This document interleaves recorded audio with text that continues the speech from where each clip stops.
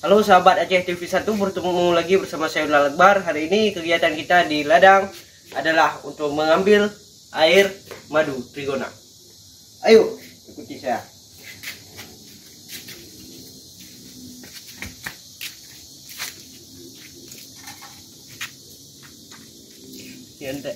Oh ya sahabat, ini ya.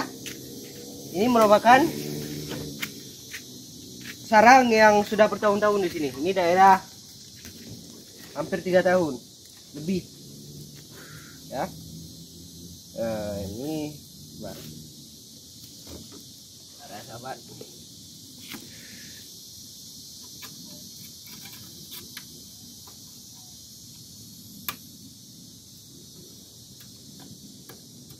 Oke.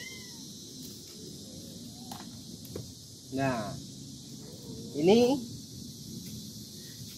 sangat dikenal menghasilkan madu sangat banyak sahabat. Oh, bukan yang ini.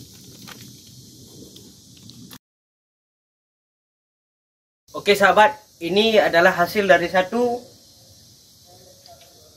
kotak yang tadi kita buka. Ini hasilnya, dan juga ini dari kotak sebelahnya. Ini yang legend, warnanya lebih pekat. Ini khasiatnya lebih banyak, ya. Ini kalau manfaat kita sudah pernah bahas di video sebelumnya. Nanti coba cari aja manfaat madu Klanceng Trigona.